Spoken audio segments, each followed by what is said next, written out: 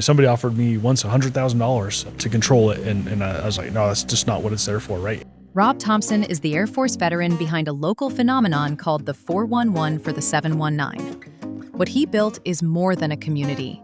It's a quiet economic powerhouse that generates over $7.4 million in revenue and forces him to decide what he's willing to sell. As I walk in, I hear yelling, and I look down the hallway, and I swear to you, there is a Marine in that office yelling at the recruits, like right out of the movies, one more for the Corps. And he turned around and he's like, what do you want? And I was like, wow, that's hardcore. And then the Air Force guy, his head pops out from his office, and he's like, hey man, I think he's here for me.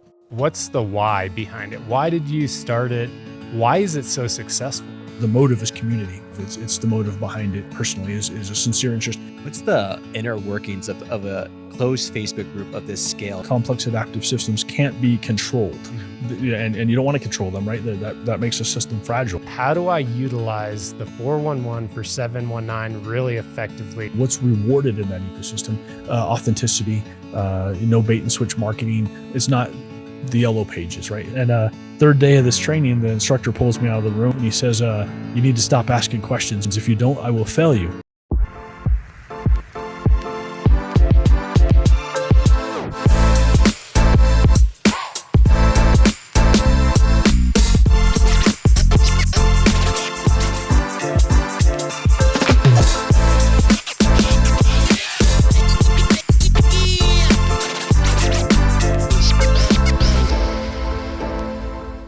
All right, folks. So we want to take a quick minute to introduce our diamond sponsor, Chris Seegers with Exceptional Business Advisors. Do you want to tell us a little bit about your business, sir? Man, a question that we love to ask our potential clients is, do you know what your business is worth? And if you sold your business today, would it fulfill your personal and financial goals? If you're a successful business owner, but you don't know when or how to sell your business, and if you've ever wondered what each additional day in your business is actually costing you, we'd love to chat. If you're ready to spend more time with your family, your friends, or traveling, come sit down with our team, because when you work with exceptional business advisors, we'll help you build a blueprint to sell your business successfully and help you create, capture, and achieve your dream life.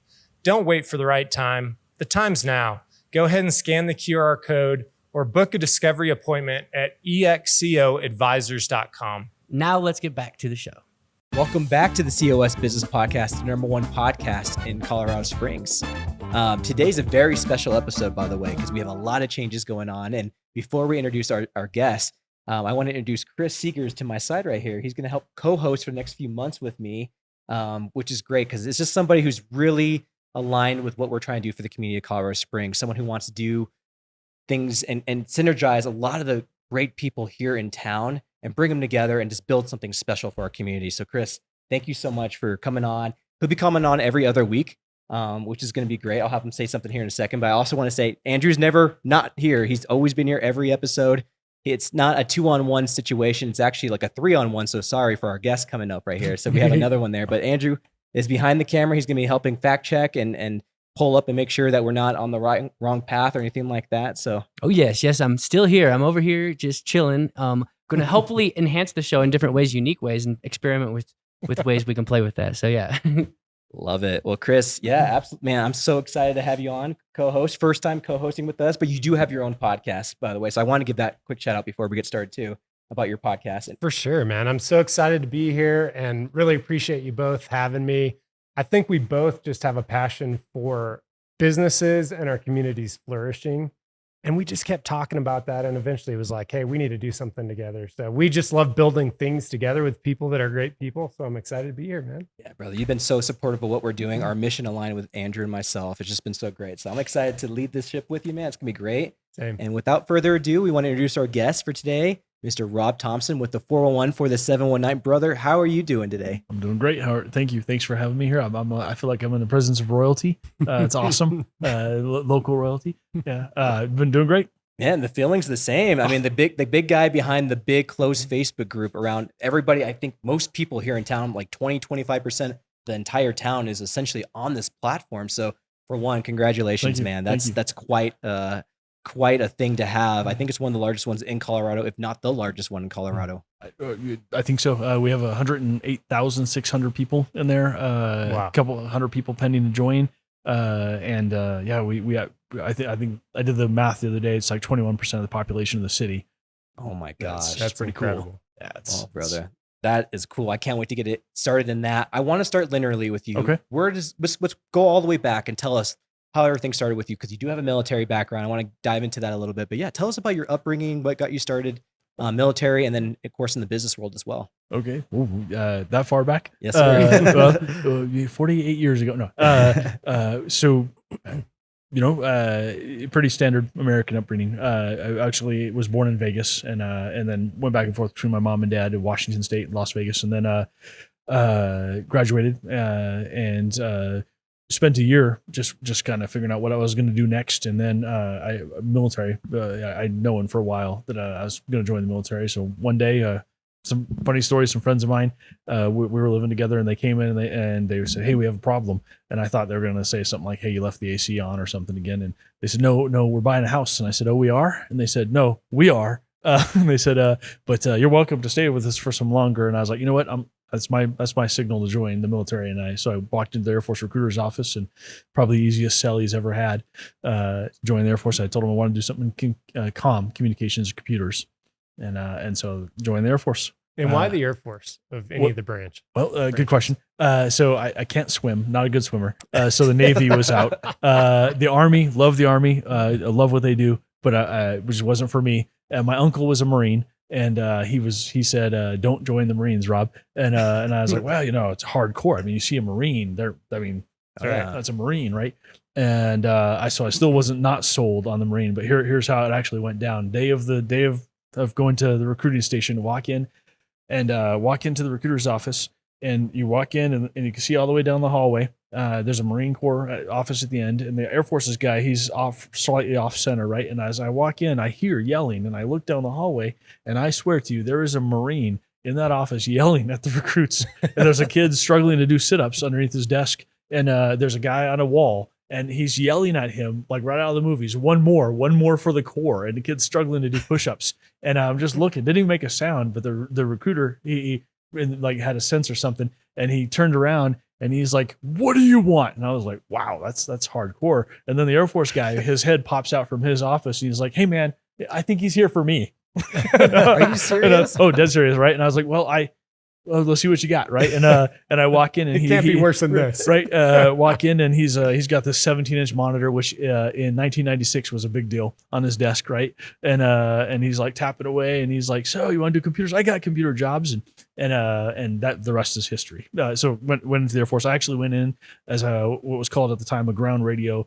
It's been a minute. Ground radio technician. Working on radios that we use to control the aircraft from the tower to the aircraft, and then some LMR, some land-based systems, and some Humvee mounted radios. So I got to do a component level repair all the way down to the resistors and transistors in the equipment, and then I transitioned later to some additional roles, comm control, command post style stuff, exercise style stuff, quality assurance, and that's kind of my Air Force trajectory.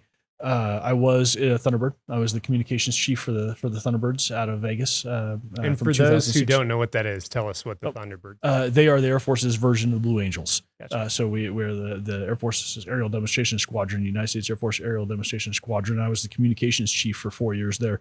So we did all the logistics behind the show, all the music, narration, air traffic control, weather. That was all my shop, and our augmentees doing that role. So actually, I like to point out that because there's a direct parallel from my military experience from the dispatch functions to quality control to logistics in the Thunderbirds, and then from the Thunderbirds I went and I was an AMT for the cadets at USAFA, which is a first sergeant effect for 110 cadets. So there's a people aspect to it. And for me, the 411, for example, is a synthesis of all of those different skill sets and experiences. People, when we get into some stats and stuff, you'll see the dispatch function in me come out when I talk about how we route leads for businesses and things like that. So all of that came to be that's kind of my origin story. And We'd like to take a quick break and thank our sponsors. Junkin' Hall. Need to clear out clutter fast? Junkin' Hall is Colorado Springs' go-to for same-day junk removal. With the eco-friendly service and a 5-star team you can trust. Visit junkinhall.com to schedule your free estimate today. That's JUNKNHAUL.com. Bolton Co. Executive Coaching. Up feels better than stuck. You know that. But in this market, how do you get unstuck and get ahead as an executive? Our guy JB is an executive coach at Bolton Co. Coaching, where he believes you don't have to change who you are. You just need an injection of effectiveness and a proven competitive edge roadmap for your way up. Head to boltonco.net. That's boltonco.net. Mm-hmm. Be Our Guest Getaways. Be Our Guest Getaways specializes in Disney cruise resort and theme park vacations. Planning a Disney vacation can be stressful. Let Be Our Guest Getaways provide you with concierge-level service for free. Learn more at beourguestgetaways.com. That's beourguestgetaways.com. Planet Duct. Planet Duct is the #1 choice for professional air duct cleaning in Colorado Springs and Southern Colorado. With state-of-the-art equipment and top-tier service, they make sure the air in your home or business is clean and allergen-free. Breathe easier with Planet Duct. Learn more at planetduct.com. Awesome Home Services. Awesome Home Services delivers top-notch HVAC solutions for your home. Whether you need heating, cooling, or system maintenance, they ensure your comfort year-round. Visit awesomeservice.com for your HVAC needs. That's awesomeservice.com. Proud American Electrical and Solar. Give Proud American Electrical and Solar a call today for all your electrical and solar needs. They are locally owned and operated business right here in Colorado Springs. If you're looking for information on solar, this is the company you will want to call. Check out their website at proudamericansolar.com. Use promo code COSBusiness for a 5% discount today. Pinnacle Advanced Primary Care. Pinnacle Advanced Primary Care offers affordable, accessible healthcare with a focus on you. They provide exceptional primary care without the hassle of insurance barriers. Experience a patient-centered approach. Learn more at pinnacleapc.com. And now let's get back to the show. Did you ever get to fly planes or anything like that? Or? So I was enlisted. So no, not a pilot. I did get to go up. I had the great fortune of getting to fly in an F-16 twice. Wow. Once over Israel. Did you throw up twice? Oh yes, I was. Yeah.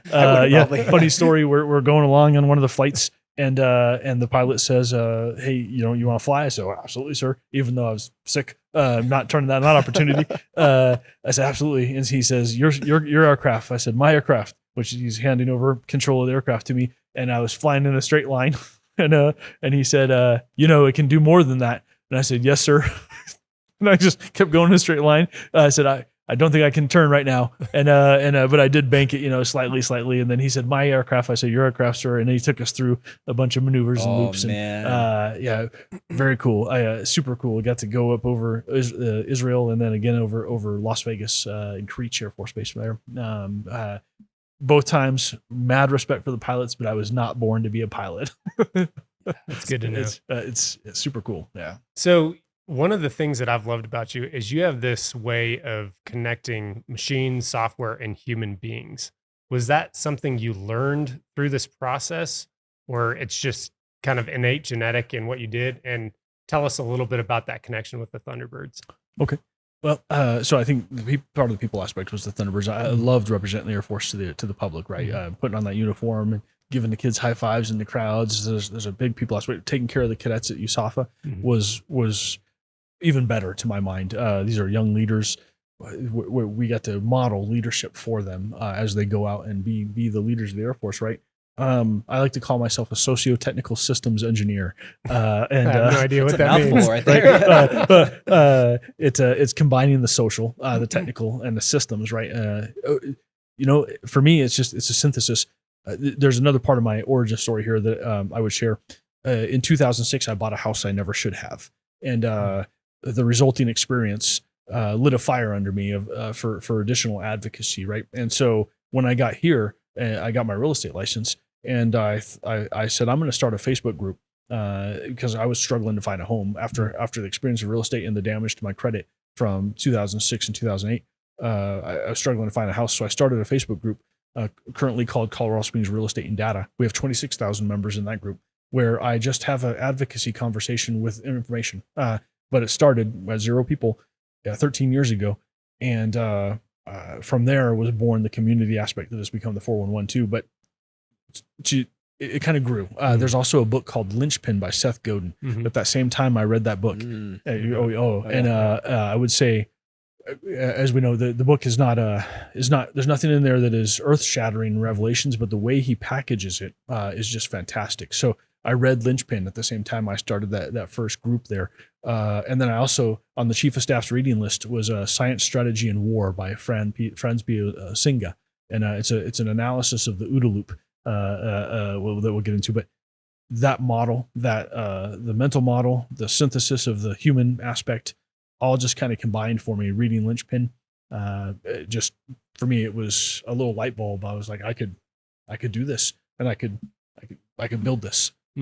So walk us through. You're learning all these things. You're getting into real estate. You have that group now. Obviously, you're getting into real estate. What was that transition from real estate to getting into the 411? What was that like? Chaos. What actually happened was as the communities grew, second and third order effects kind of happen, right? When you have 1,500 people in a group, it's one management. It's leadership by personality, right? As an extension of your personality. When you have 20,000, it's different. When you have 50,000, it's different. And so at each stage of these emergent conditions, if you will, I had to look at this and say, okay, what are we doing? Why are we doing it? How are we doing it? What is, what's our obligation here? How do we manage this? How do we do the next right thing, right? And what does that look like? Even just asking the questions, right? So one of the things that I've come up with is we hold space. The 411 is about holding space for conversations, right? Not necessarily coming down and saying this is right or this is right or whatever. It's can we hold the space for the conversation, moderated by guidelines? The golden rule is our first rule, right? So it evolved, and then I had to evolve with it too, and think about it in terms of systems. There's a theory called systems called complex adaptive systems, right? And it's complex adaptive systems can't be controlled, and you don't want to control them, right? That makes a system fragile. So it's more about how do you build around that, guide that, learn from it too, and also, as we know, it's important that you stay open to learning, right? Because your perspective is your perspective, but there's 8 billion other perspectives. Absolutely. So let's tie in the OODA loop. Okay. Because complex adaptive systems to evolve and flourish require the OODA loop. So could you define that for the listeners? And you and I probably use that term on a daily basis. We had a different term, ALA, act, learn, adjust, which you and I are going to have a battle on eventually on which is better. But could you define the OODA loop and how it plays out for everybody in business or just in everyday life? I sure can. So the OODA loop stands for Observe, Orient, Decide, Act. It was a model created by John Boyd, who's a colonel in the Air Force. And to say that it was born of aerial warfare would be a disservice to it. This came later in his life. But it's important to know that Boyd was a legendary stick. They called him in the cockpit. He was known as 42nd Boyd. He could lock up an enemy pilot inside 40 seconds from any position from the word go. He flew down a red flag in Nellis, and he would say things like, he'd go to the Air Force chain of command and he'd say, this aircraft is more capable than we think it is. And they would say, no, the book says. And he would say that book was written by an engineer. I'm a pilot. I'm telling you the aircraft can do these things. So from that, eventually he when he stopped flying, he started working on what became known as the OODA sketch. And now the OODA loop stands for Observe, Orient, Decide, and Act. And it's a mental model of how to exist, so to speak, whether it's aerial warfare, how to win a fight, whether it's real estate, whether it's business, whether it's martial arts, right? It's about observation. So in your observational state, you pull in all the available data, right, and all the available conditions, and there's additional layers there. But we'll sum it up by saying you pull in all the data and what is the known state of reality, right, of the reality that you can perceive. That's another aspect of the loop. Is that we only ever perceive what we perceive, right? Our perception is not the totality of reality, but it's what we can perceive. So you want to inform that section of the OODA loop. Then you orient to that reality. Whether You have to. If you fail to orient, you'll lose the battle. And so, what that means is from aerial warfare, if someone's moving in surface-to-air missiles, if you fail to orient to that fact, you're going to catch a missile. Bad day, I imagine. If in the real estate market, as interest rates adjust, you have to orient to that. I'm not picking on real estate agents or lenders here, but if you are out there saying, interest rates are better than they were in 1987, that's a failure of orientation if you're not also including the fact that the home prices have quadrupled since then, right? So, and people perceive that so you have to orient, right? In we talked about oil and stuff before too. You have to be aware of world events because that informs your orientation, right? Absolutely. So you observe, you orient to that, then you make a decision. And then part of that decision train is knowing, what is your decision chain? Who can make the call to do what, and map that out before you have to make a decision so that you can execute right in an efficient manner. So then you make a decision and you act, and then you act even with imperfect information. You still act because the act of acting wins the fight, right? If you act before your opponent acts in the OODA loop, you send them back to their observational state because now they're watching you and orienting to you. It's also important to know with the OODA loop that this is a time component, right? There's a temporal component to that. As your orientation shifts, so does your opponent. So then does yours again. And so this is a living document. You're going to see if you do some looking online, you're going to see the OODA loop as a linear kind of activity. You observe, you orient, you decide, you act, you do it again. That's not John Boyd's OODA loop, Colonel Boyd's OODA loop. You're constantly observing, constantly orienting, constantly deciding, constantly acting. And there is no necessarily end state to that, right? It's an evolving temporal model. And I'm going to stop. I love that. So what's a good real world example? And Marcus and I were actually talking about this right when you came in. So he's got this incredible marketing company, and he was commenting on how fast AI is affecting marketing and how fast that is changing. So how would you use the OODA loop, Marcus, and kind of how you guys approach acting quicker against competitors, or how the landscape is changing? So my mind's first straight goes to have you set up AI agents to keep you up to date? You cannot move fast enough, right? So, for example, I have a couple of agents that update me daily on things that are happening in Colorado Springs. There's one that watches the real estate market and it sends me a summation every morning. Here's what happened yesterday in the real estate market, right?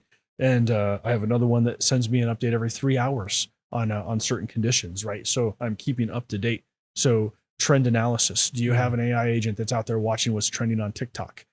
So you as a marketer can orient faster and mimic the trends maybe that are happening real time and then adjusting on the fly. That's where I would go with that immediately. How do you use AI to move faster?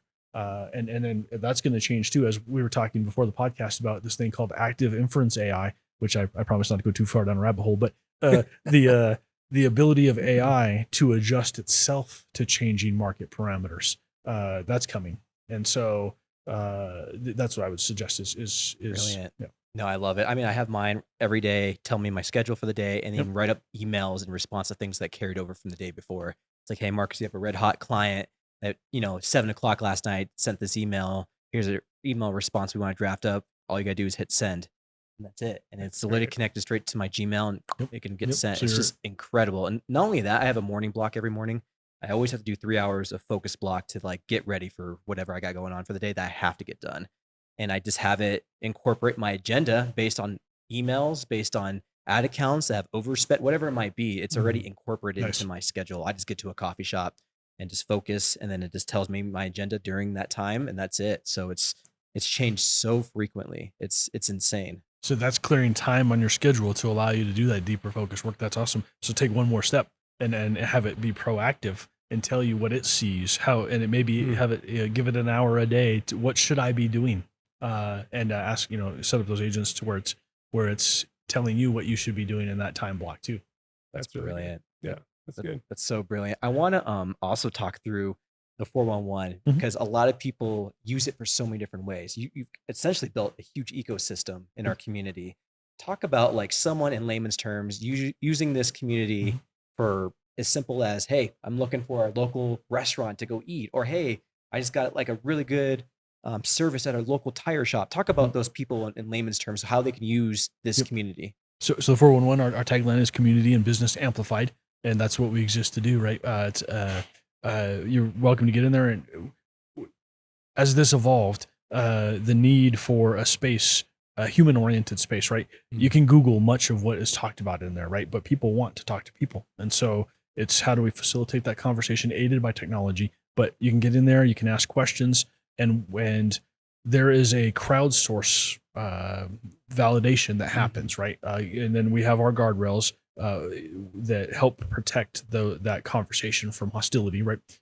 So in layman's terms, jump in there. We want it to be the hub of communication and business in this Colorado Springs on Facebook, right? We have, I mentioned 108,000 people in there. We have that group has generated, no kidding, at least 16,000 leads since June of last year. So we track the type of question that's asked, and then from that information, I can tell you, for example, automotive repair is the number one requested service in the 411 for the 719, right? To that end, though, I estimate also we've generated at least $7.4 million in revenue locally since June of last year, based on the type of requests, and that's probably on the low end. But in layman's terms, get in there, ask questions, look for recommendations for doctors, shout out your favorite coffee shop, shout out your favorite ice cream lab. Yeah, that's good ice cream, by the way. And also Sarah at Treehouse, best BLT in town.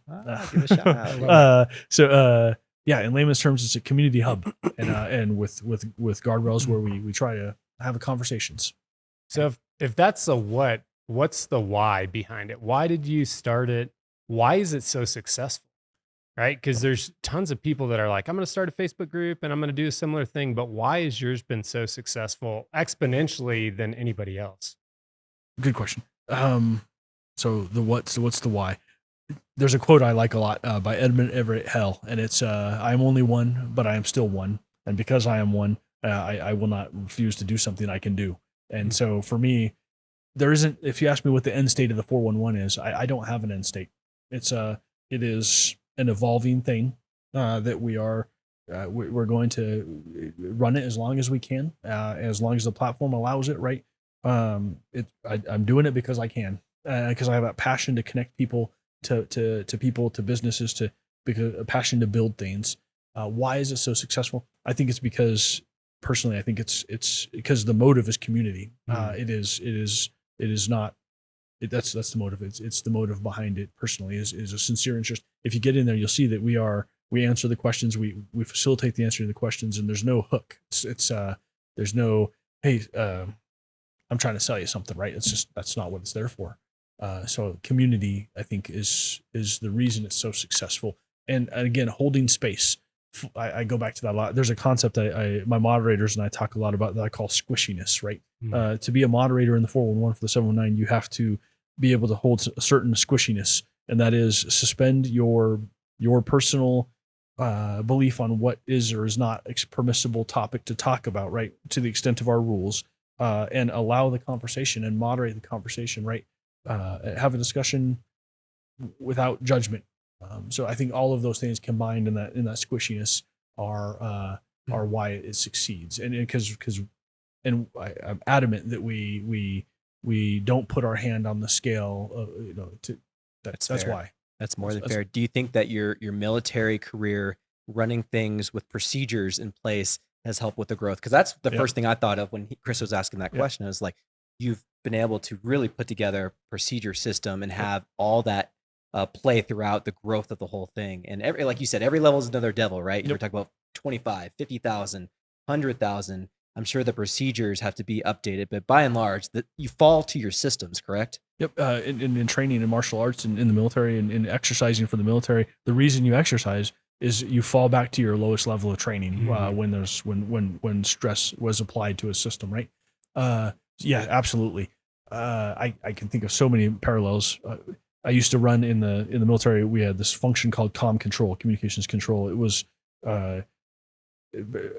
we maintained over 4,000 pieces of equipment on the base, and in the comm squadron, we were the focal point for the comm squadron. If you had an outage, you would call to the comm center, and we would alert one of 13 work centers that were responsible for maintaining on that. But there was a very, very outlined system, red jobs, amber jobs, priority outages, response times in these outages, right? We had to track all that. Plus we tracked all the squadron's vehicles. There is a direct parallel from that experience to running the 411 as a system, right? If you saw behind the systems from the tracking of the leads that are generated from local businesses to how do we alert those in a timely manner?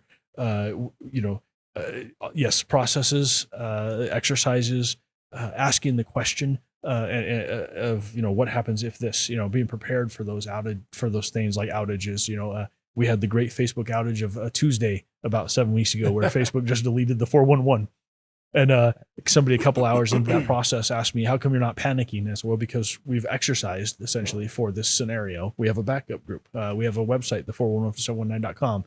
I made the joke during that process too, that the website is the Bifrost. The 411 is a people, not a place, right? The people will go where we can go, and so all of that combined, yes, military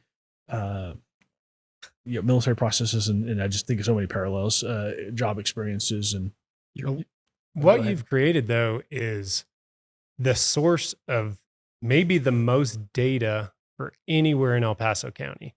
And I was talking to some folks that have a lot of influence, and I mentioned you. I said, look, if you're interested in buying a business, growing a business, getting into any sort of data, understanding where to buy real estate, how to buy real estate, hey, where are the services, right? If you're a struggling mom and you're like, where do I find a service? The 411 actually has more data and more good data than anywhere else that I've seen. Is that correct? Yes, it is. That's wild. Yes, and it's a great laboratory for asking questions, right? If you're going to start a business, ask in the 411, hey, I'm thinking about starting this business. What do you think, right? There's 108,000 people, which is, as we know, a statistically relevant sample size. If you can get, 2,500 people to respond, you have the bell curve, the appropriate bell curve to know whether that's, I mentioned auto repair is the number one business. There's a demand for auto repair. There's a demand for hairdressers. That's another one of the top 5. Drawing a blank here, hairdressers, auto repair, hairdressers, cleaning services, massive field too. So, yes. And also it's a laboratory to ask the questions to people might not know exist, right? You can get in there and you can tell your story there too. Yeah. I've really been impressed by the empathy there. Thank you. Of people just sharing, hey, I'm struggling today. I'm having a bad day. And even some of the things you've done to serve, where someone might mention, hey, I need diapers, or hey, I don't have money to buy this gas, and the community will reach out and fulfill that need immediately, which is how a community should act, right? So I've loved it. It's been really cool to be a part of it. Thank you. We don't tolerate trolls, right? If you're in there and you're a bad actor, you're going to get removed. And that's what we do. So we guard that empathy carefully, right? The diapers thing. I would also say we have a marketing layer inside the 411 from a business aspect that funds the ability to run this thing too. But we often are, because of that, we're able to buy diapers and things for people in need. But the community often beats me to that, for that very reason. We're going to take a quick break to thank our sponsors. HR Branches. Is your back office chaos? Are you buried in HR, payroll, and financial guesswork? Your passion shouldn't be a prison.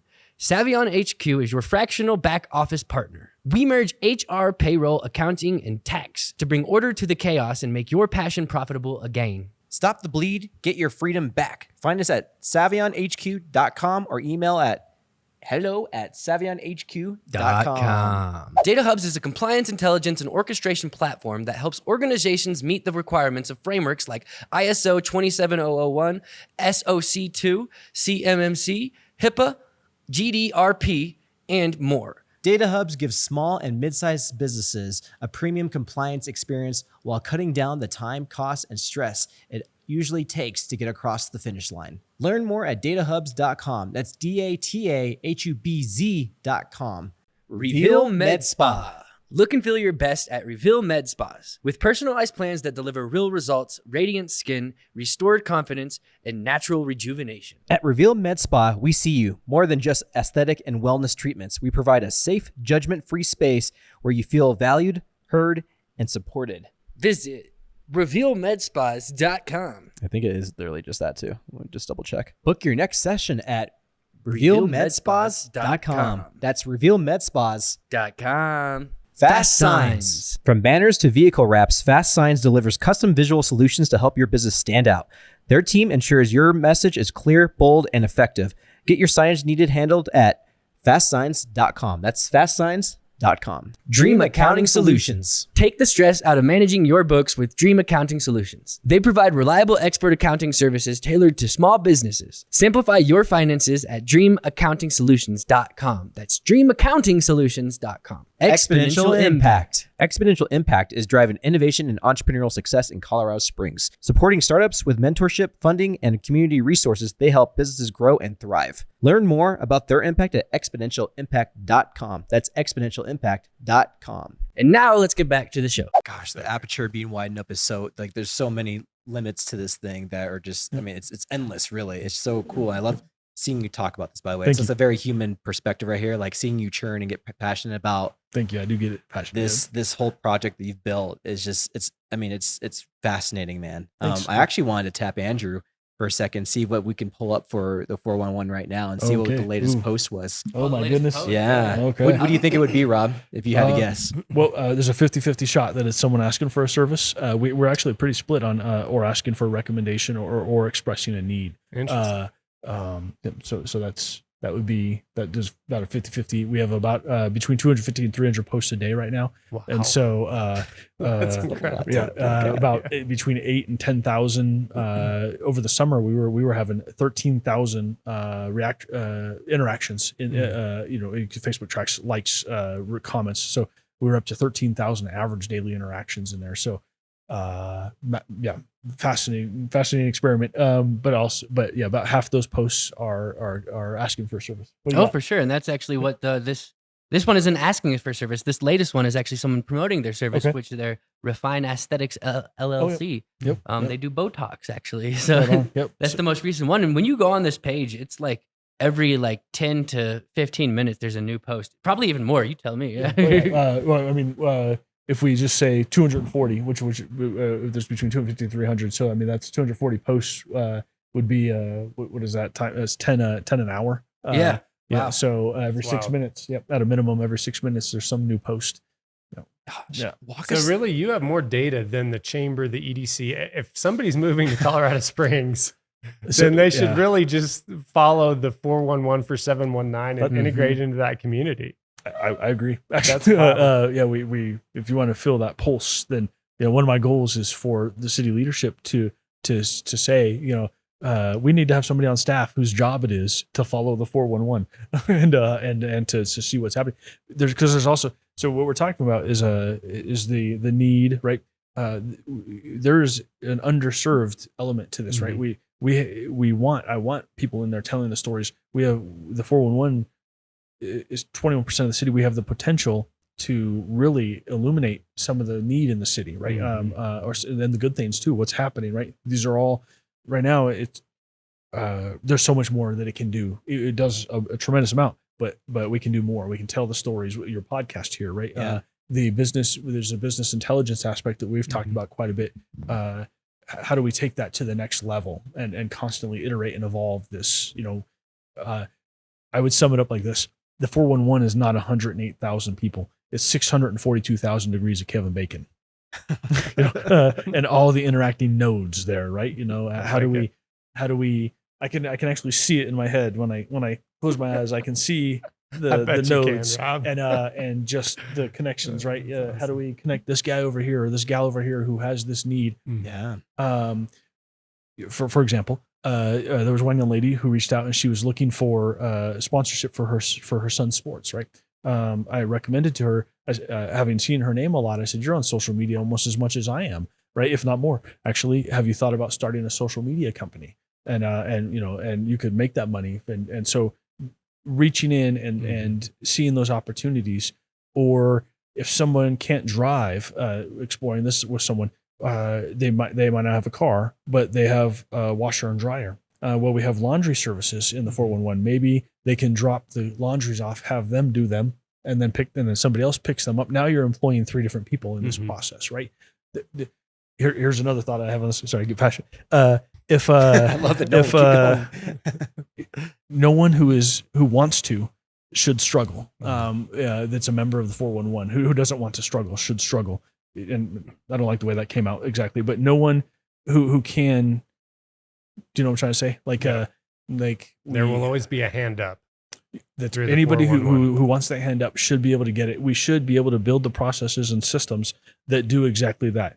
You might not be able to drive, but we will find you some form of employment, right? This person is looking for somebody to answer their phones. Well, why don't we start a phone answering service and a dispatch function and all? There's nothing we can't accomplish.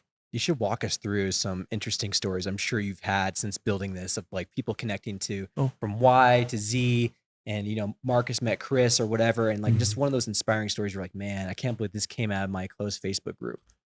I get quite a bit of those personal wins too, where someone reached out relatively recently, and 8 years ago, they posted in the group, they'd been assaulted and their glasses were broken.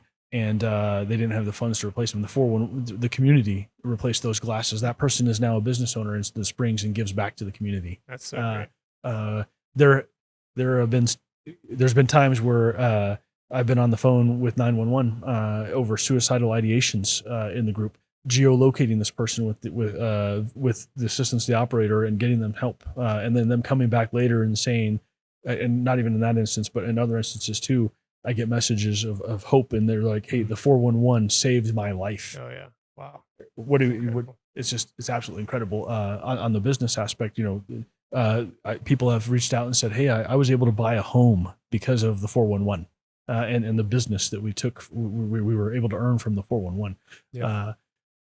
There's just on the. You mentioned I'll be in grocery stores and I'll hear somebody talking about, "Hey, did you see that post in the 411?" And I'm like, "That's awesome," right? I'm never like, "Oh, that's me." No, but because it's us. But it's really cool to hear people talking about that impact. Or one time I was at my daughter's school and they said name, and I said Rob Thompson, and she goes, "Rob from the 411," and I was like, "What? That would be me." Those are fun moments, right? What are some of the funnier stories? What are some funny things that have come out of it? Because I'm sure there's some hilarious that you can share. Okay. Funny stories. Oh, that's let me see here. What are some of the funny ones? Or just, I think it's just the connection. I've been standing next to somebody who's standing next to somebody, and then they're like, "You should ask in the 411." And then, okay, great. And then they'll submit the post, and I'll pull out my phone and I'll hit approve, and I'm like, "Yeah, it's approved," right?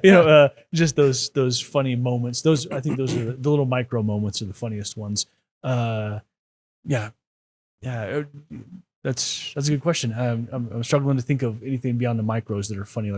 But we've seen some real big inspirational ones come out of there. Oh yeah, absolutely. That's so great. What's the inner workings of a closed Facebook group of this scale? Because I feel like a lot of people at home, maybe they have like a closed Facebook group and it has like 2 moderators or something of that sort. Like, what does your team overall look like? How do you manage this thing from top to bottom? Okay. So I have something I call the 411 OS. The 411 operating system, right? And it's a series of principles that we operate by, and the goal from the golden rule to this idea of what I call active engagement, right? It's we are not just passively approving posts, right? We actively watch them to the extent we can. We watch and we look for opportunities to make connections for people or to facilitate the connection. We have approximately 12 or 13 moderators. Wow. And inside that hierarchy, if you will, I have business moderators and I have community moderators, and so with associated tasks. But we have a very active chat pod where we're constantly communicating and constantly giving real weight to questions that are being asked. And nothing is ever arbitrary. Nothing is ever arbitrary. There is and also there's this principle called the 10th man. It was popularized by the movie World War Z with Brad Pitt. But basically, the Brad Pitt asks the Israeli gentleman, "How were you prepared for the zombie apocalypse? How was that even possible?" And he said, "I am the Israeli government's 10th man." And what that concept means is his job was to anticipate the unanticipated. And so when he heard about this plague and the word zombie, he prepared for it, even though it was unlikely. The business / 411 application of that principle to me is this. I call it the 10th human. And so the 10th human concept for me is be open to and have someone who on your staff whose job it is to be the naysayer. Like, no, this is a bad idea, because even if you agree, still disagree. And so I've asked the moderators, I ask them continually to be my 10th man, to make, if I'm not always right. And so don't be afraid to tell me publicly or in my chat pod that, hey, that I disagree, and here's why. Right. So we have a lot of discussions like that where civil discussions where we're like, hey, this is what I think, and I'll often say in there, this is what I'm thinking, poke holes in this for me, right? Make sure that I'm not seeing what I'm seeing. And I try to have a diverse pool of folks too, on both sides of the political spectrum, where, and then we try to honor all of that. That's awesome. I really want to also kind of open this up a little bit for giving you a platform to talk about dispelling different types of misinformation or myths that might be about this page, because I think that's one of the funnest things about when we bring you up anywhere. And me and Chris, we love you. We've actually had conversations with you, had coffee with you. We know who you are, but it's a good time for you to kind of talk about, like, because people will be like, hey, I pushed something, on the 401 for the 719 and it never got approved, or things of that. So I want you to talk about that a little bit, because you are very procedural and very objective with how you do this thing and how you operate. And it's very admirable, and it has to be that way. It can be no other way. And so I want you to talk about that, because obviously when you have something at scale so large, I mean, almost 25% of the city, you have to have your procedures in place, and people are going to be upset. I mean, we own businesses. I've had plenty of hate my way. I know that. I'm sure Chris has too as well. Talk about that, and like dispelling any of that misinformation that might be out there about, you're not a gremlin. So that's the first thing I get. People say he's a really bad guy or something, and I'm like, that's not true. Yeah, talk about the approval process. I'm sorry to hear the people out there saying that. Well, I would say first, maybe it was just me, because you disapproved my first two posts. I'm sorry. No, I'm just joking. So we first and foremost, it's a human-oriented process. So we try our darndest to do all the right things, right? But do know that if something is first, it's a human-oriented process, and I'm approachable. Like, if you have a question, shoot me a message, and I will explain to the extent that we can. I'll explain why that happened or why that happened. Second is it's technology too, I would say. So bear in mind, and this has actually been happening with increasing frequency in the last couple week or so, Facebook is flagging quite a bit of comments as spam, comments and posts, right? So it may be that we didn't actually see your post. I've noticed, and this is not empirical, but just from reviewing the posts, that it's flagging as spam. If you're putting more than 2 hyperlinks in your post, Facebook might be flagging it as spam, and we never even see it to approve or disprove it. Wow. Second, we never, and I'm gonna go on the record. To the best of my ability and extent, we never arbitrarily approve. It's just like, oh, I don't like that. No, we don't do that. If we have a rule set and we apply that rule set, and I would remove a moderator who didn't honor that. Right. That's so it's a human-oriented process. We have our processes. And we stick by them. That'd be the biggest thing and also I'm approachable. Like if you have a question, please send me a message. Don't be mean, because it does hurt my feelings. But if you send me a hostile message, I'm still gonna take it. And I always look for what's the grain of truth here. But the biggest rumor or biggest thing I dispel is that we are not doing anything arbitrarily. Like if it got disapproved, then there was a reason for it. And if we made a mistake, I will correct it, and we'll but also technology, like understand that, sometimes we didn't see the comments, or, and we can only move so fast too. Right. So one other thing, if you see a thread that's locked, it only got locked because there was probable hostile comments in there. Right. And so, one thing we're working on is adding a reason why we locked the thread, because here's a perspective thing, right? If a thread starts to get hostile and name calling and such, we'll lock the thread while we moderate it, right? And then we will whatever moderator action we take, sometimes, and somebody pointed this out the other day, they didn't see any hostile comments, but we locked the thread. So to them, it appeared that we locked. Why did you lock what was being a productive thread? Well, they didn't see that it wasn't productive. And so, but we didn't comment either that, hey, there were non-productive comments in this thread. So there's a failure. And also I just would emphasize, there's this quote I like a lot too. You can't see the flaws from a system from within the system. Mm-hmm. So I'm totally open to feedback. Hey, this is what we see, and I'll explain why. And it works in reverse too. Understanding from like an OODA perspective, if you only see this much of it, then your perspective isn't necessarily fully informed. So, if you think we're just declining post to decline post, you're probably not seeing the larger perspective. Absolutely. So to get tactical, a lot of the viewers of this podcast are business owners, right? That's the theme. So if there's a business owner out there that says, how do I utilize the 411 for 719 really effectively? And what are kind of the top 3 or 4 ways to utilize it? How would you approach that question? Okay. I would say go to the 411for719.com/join our business roster, because that's our vetting mechanism for allowing advertising in the group. So we ask you to sign up there. To the point of how do you use it? Understand what you're getting into, right? You're into social media, right? It's not just another advertising mechanism, right? So there's a thing called the creator statement that I would suggest business owners at the very start say, what are you trying to do, right? The creator statement is, for the 411 business side, is this, for example, I am building a hyper-local lead generation system for local small business owners to help them sell their products and services in a world saturated by noise, right? So everything I post and do goes through that lens. If you are a real estate agent, apply that lens too. I am building a business that sells homes to military members to help them secure the financial future of their children by leveraging their VA loan to build generational wealth. And so that's the lens through which you post. Mm-hmm. If you're getting in there and you're saying, to pick on real estate agents, a little bit, new listing 80909, that's not effective marketing. So understand that the ecosystem, what the ecosystem is, what's rewarded in that ecosystem, authenticity, no bait and switch marketing, those kind of things. So understand that, get register, get in there, and then just understand who they're talking to and what the intent is behind it. We're not trying to, it's not the yellow pages, right? Yep. It's an ecosystem. Which is super valuable. And that's actually kind of segues to another question of mine of, you have something that's so much value. I mean, I'm a business guy, like we see it right away, like, holy cow, this thing is an ecosystem, just like you said. How do you specifically like avoid the influence from people who want to use that and leverage it in all the wrong ways? I'm sure that's happened to you.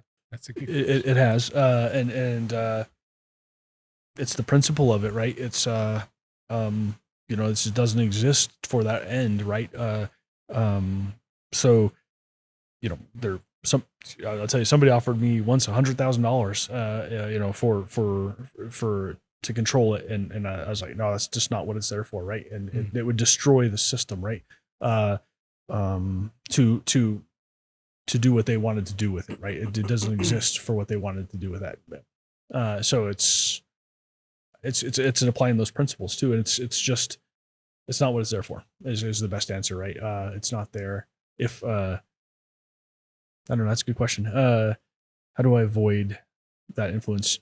I just don't acknowledge it. I just keep going and doing my thing, right? I'm like, yep, great, thanks. No, I'm good. Well, 411's going to do what the 411's going to do. I think that goes back to my question though about why. Yep.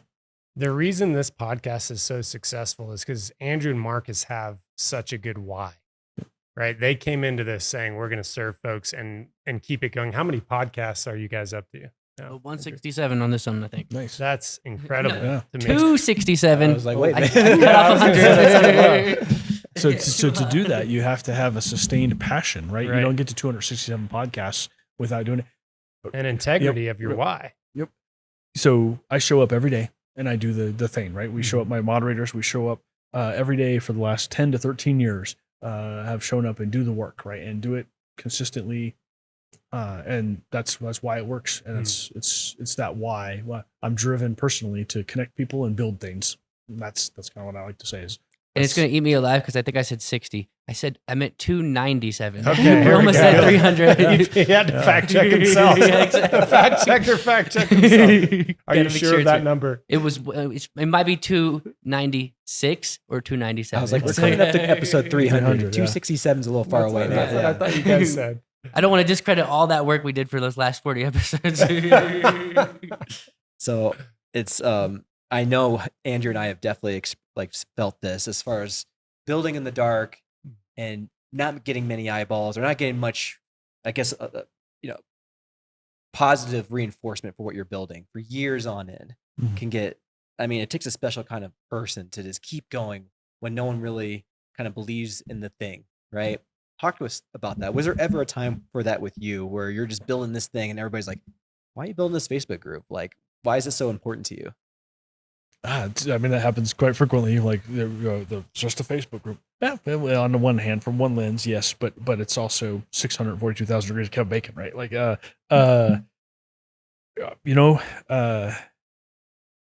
I get that, but also, that's not what it's for, right? So I just get up and I do it anyway. It's not building in the dark. I like that phrasing. I would suggest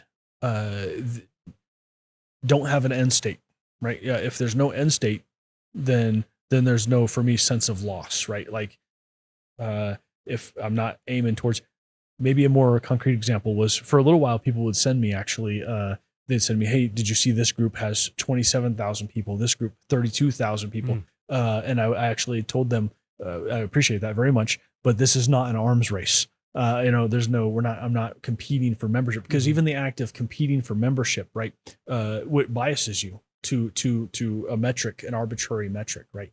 So I would suggest remove the end state, and that will help to anybody listening that's trying to build something. Build it for the sake of building it. Do measure your ROI. You do need to make sure that this is, do you have the time to build this passion project? I was talking to somebody recently, and they want to do a lot of good stuff for the community, but they need first to make sure that they can afford to do those things, right?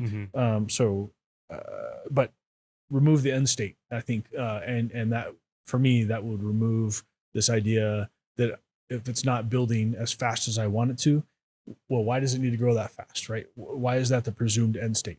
The OODA loop is about the now, right? It's and that's actually one of the criticisms possibly of the OODA loop, is that it's about the now, right? But so you need to have a system like EBA is building to really look at the long-term strategy, right? So, but for me, it's removing that the need for that end state. I'm going to build it and it'll go where it goes, right? It'll evolve how it evolves, and if it goes, until I can't, or and also whatever technology shifts, right? If MySpace makes a resurgence tomorrow, guess what? The 411 is a people, not a place, right? And so, I love that. And when we coach young entrepreneurs, I think that was a great question, Marcus, because when you build a business or buy a business, a lot of times you don't get the feedback you want. And one of probably the saddest things is to see an entrepreneur or somebody get almost there, right? They get to that tipping point and then they're like, you know what? I've been in it 5 years. It's never going to happen. And if you look objectively, you're like, oh my gosh, you're so close. You have so much velocity and you just need to keep it going. But if you have that, it's that blissful dissatisfaction, right? Being happy and chopping the wood, and also dissatisfied with, like, I know we can do better. You and I talk about this every day. Hey, there's so many more things we wish we could have done. There's so many people we wish we could have served that we didn't get to serve, but being happy in that day. And also it is tough because you do want to have kind of that 3 to 10 year vision to where you go bigger, and you don't just say, hey, I want to stop as a solopreneur. And if that's your vision and mission, that's okay. But think about if you could scale your business and employ 10, 20, 30, 100 people, and all of the impact you could have on them and their families. If you open that aperture, I love that analogy, because if you open that aperture to say, well, what's possible? And I'm still going to do the daily grind, but I'm going to open up that possibility. I love that marriage for entrepreneurs and just anybody trying to have a great life. Yeah. I mean, I know for me, I need to always be partnered with somebody like you, who's a true builder. That's why I have my Andrew. Like and that's when it was the best thing when we got coffee together. But like you guys are truly builders, and the world needs you. You guys. It also needs you, and it also needs you. Because the builder, Chris and I have had some conversations too, where he'll ask me some data stuff, and I start going down my 15 data points, and he'll say at number 3, he says stop, and I say, but I have 12 more to go, right? And he's like, no, stop right there. I got all the information I need to make a decision for this phase. Yep. And I'm like, but I still have 12 things to talk. So that relationship, and then it needs like this skill set you have to do the podcast. That's not in my wheelhouse, right? And so you need the team. You need a team of people who can do the things that you can't do or don't want to do. And also, we've talked about what's the highest and best use of your time, right? There's a case study in the E-Myth Revisited that I really think about a lot. The chef who built his own restaurant and failed. What he really wanted ultimately was his name on the building and to cook food. He should have hired a business manager recommended by Chris to run his business with that 5-year plan. So we're asking a couple different questions here.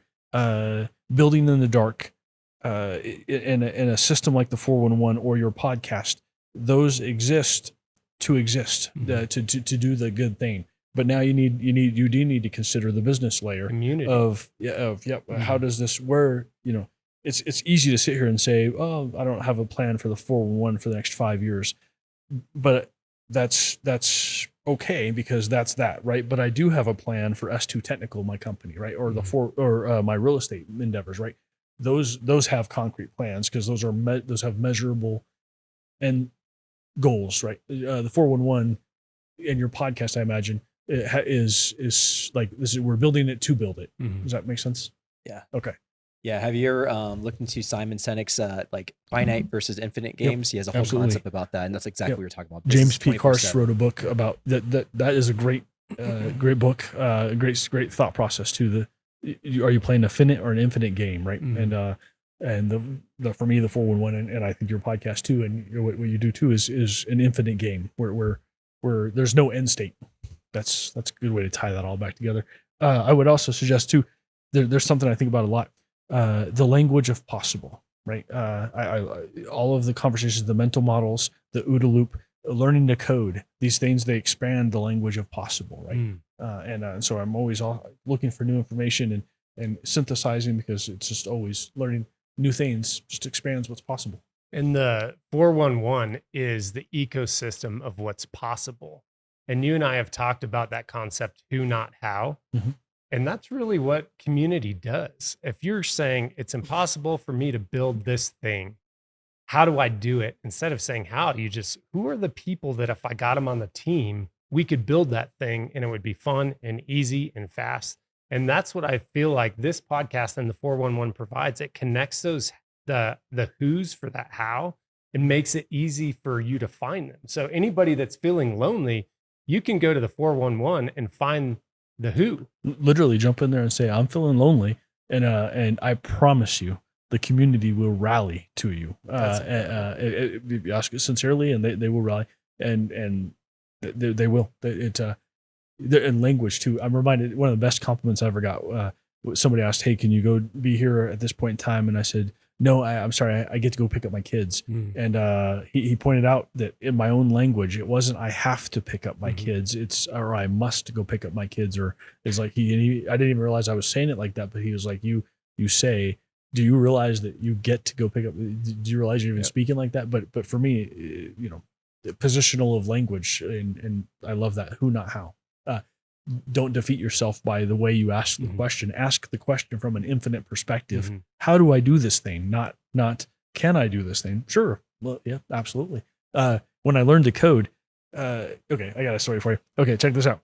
Back in 1996, September, October-ish, the Air Force puts you through, it's changed since then, but back in 1996, it was a 9-month tech school. You went through 9 months of training to learn what a resistor was. And we're not talking about today's resistors, microprocessor, printed, right? We're talking about little actual components that were on these radios. anyway, there was a 5-day block of training about transistors. Okay. And if you don't know what a transistor is, it is an amplifier on a circuit board, right? Now our phones contain millions of these things printed on circuit boards, right? But back in the day, they were actual physical components on circuit boards. And I was fascinated by the concept that you could, through a process called chemical doping, you could apply a small voltage and it would come out a bigger voltage. That blew my mind, and I wanted to know how and why, right? And so I was asking a bunch of questions. And third day of this training, the instructor pulls me out of the room, and he's an E5, I'm an E3. He's a staff sergeant, and I'm an A1C. And he says, you need to stop asking questions. You're slowing the class down. And I was like, but that's why we're here, sir. We're here to learn, right? And he said, I'm telling you to stop asking questions. If you don't, I will fail you. And I was kind of offended. I was like, well, I passed the test. What are you going to fail me, sir? And he's like, you're not understanding. You're slowing me down. I have specific instruction to get through, and I'm going to have to wash you back if you don't stop. And so I said, well, then I'll stop. And he goes, I do sympathize. He said, here's what you need to do, though. You need to take notes and then write down questions for follow-up afterwards, right, when you have on your time. And he said, also, you need to understand this thing called PFM. And I said, PFM? And he said, pure freaking magic. But he didn't say freaking, right? He's like, you just need to understand some things are PFM. And that actually has helped me over the years. Like when I learned to code, right? Doing the machine learning stuff that we talk about and the AI stuff. And where I'm going with this is I very rarely get frustrated with new ideas or technology, because I'm able to say, well, that's just PFM for now, right? I would love to know how that black box does what it does, but it's okay for now just to be PFM, right? And I can dig into the why when I have time. But it's all about the language of possible and syntax, right? If you can't do a thing, you simply lack the syntax, right? Can I ask a totally different question? Absolutely. What's the general feeling on the 411? Is it a feeling of optimism for our community, for our country, or is it a feeling of pessimism?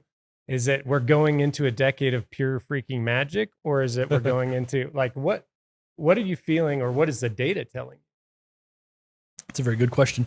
I'm gonna have my answer is gonna be twofold. Partly, one, I think I need outside perspective to tell me that because I'm so into the system that my answer is going to be biased. I'm going to tell you I'm optimistic, right? And so therefore the 411 must be optimistic. However, I can say countering that, the conversation around housing, the mortgage is too darn high right now, right? And so that exists. Okay, and as I say that, I can now that's triggering additional thoughts. There's some concerns about infrastructure in the city, right? Potholes, from potholes to water out on the outlying sections of the city. I would like to think that we've engendered a tone of optimism and that of positive community. That's a good question, though, and I would say I'm probably actually not equipped to answer that. And I'll use one micro example. There was a period of time where there was some hostility going on in the comments, and somebody reached out and they said, "Hey, Rob, have you seen the comments over the last couple of days in some of these threads?" And I said, they said, "There's some mean girl going on in some of these comments." And I was like, "That doesn't happen in the 411." No, and they said, yeah. And they pointed out to me that, we see what you're doing and we think you should spend some time in the comments. And so now on my schedule, I have literally a time block that says jump into the comments in the 411 and just listen. So I think cautiously I would say optimistic, but there are some real issues that ought to be addressed from housing to potholes to and others. Does everybody in the city have access to grocery stores equally, right, or equal opportunity? That's where I would suggest this is the power of that platform too, that we could ask those questions. Let's jump in and ask, hey, how are you guys feeling? Let's do a poll. What are you feeling in the city? So I think I'm optimistic, about what we can build inside this thing and through this and through associated endeavors. Yeah, it's a good question. That's a real good question. Yeah, that's a really, really good question. I want to piggyback actually off of Chris off of that because, and this is like internally from me and Andrew's perspective, this has been a really great year for us to like really synergize with people doing things in the community. And it's just been a great year on that front. Have you, from your perspective, growing this thing as long as you have you had a similar experience? And if that's the case, what does the immediate look like for the 411? Like the immediate Do you mean future look? like Now that growth? you're kind of synergizing your goals, you've met Yeah. Chris. I know Chris and you work together, and like we love working with you too. What is the immediate look for you guys? So the last year has seen an explosive growth in the number of people. Part of that is the additional, I personally think it's additional systemization of some of the processes that we, from the businesses and the codifying of how businesses can market in there. What is, try to parse that question. Where do we take it next? Next, I would like to see the platform used to tell stories like with your podcast. Now we've got the base, right? So now what are we going to do with that base beyond answer questions about, in search of plumbers, right? What more can we do, right? What stories can we tell? I'd like to see it tell the story of Colorado Springs. I'd like to see it facilitate. I know one of your goals is to make Colorado Springs the heartbeat for entrepreneurs, right? The number one city in the country for entrepreneurs. How do we leverage this platform, your podcast, and anybody who wants to help to do that? Let's ask the questions, right? And let's explore the language of possible. Let's map out trajectories. Let's get in there literally tomorrow, maybe even tonight, not probably tomorrow. And let's ask people, even something as simple as let's put together a document that has, if you're looking for work, here's your skill sets. Tell us your skill sets. If you're looking for employees, what skill sets are you looking for? Bang. We could spin up a website in minutes that would facilitate that interaction. That's what I'd like to see it do. Beautiful. Well, I only got one more thing for you, but I want to make sure I throw it over to Chris if there's any last questions he has. But I have something to finish up the podcast with. No, I think that the through line that Marcus, you and I and Andrew have talked about is, I believe like Denver's already happened. Austin's already happened. All these towns have happened. You move to Springs and you're a builder, you're getting in on the ground floor. I truly believe that you guys and other people are building this incredible foundation for a world-class city. And then we get to build out that architecture of what that looks like over the next couple decades. To me, that's the most exciting place you could be. I don't want to be in the town that's already happened. I want to be in the town where we're like, we get to build what that looks like. So yeah, I love that. Yeah, there's the potential, the synergy, kinetic energy. John Boyd talked a lot about he wrote a manual as I want to say it was a captain or lieutenant on aerial warfare that it codified thoughts that, and in retrospect, it's like wheels on a suitcase, right? But it took us 10,000 years to put wheels on a suitcase. And so Boyd talked a lot about the kinetic energy of these aircraft and so the kinetic energy of our city. All we have to do is ask the questions and build the thing. So great. I love it, man. You're a real natural at this. I don't know if you know that, but you are. Oh, I just love the topics and passion and helping people and connecting things and the language of possible. I love it, brother. That's a great way to end it. I actually want to take a picture and see if we can would you mind taking a picture and then posting it in real time on the page? Yeah. Let's do it. Yeah. Okay. Let's take a picture and we can even post it on the real time. Okay. Let's do it through your phone. Yeah. Okay. Here we go. Should we just like this way or you want to get on it too, Andrew? Yeah. Or? Yeah. If you can get an angle in there, just let me know how to do it. Should I zoom in that way? We can move too if need be. Yeah. Okay. I think I got everybody ready. 3, 2, 1. That's so good with the American flag. I know, right? Strategically put there, of course. All right. Well, Rob, thanks again for all that you do for our community. It's been a long time coming to have you on the show. I can't believe we waited 300 episodes to have you on, man. But honored to be here. Yeah, we were so pumped to have you on. Thank you so much for what you do for the community. We love linking arms with people like you who are just bettering this community. Just like Chris said, he said it best.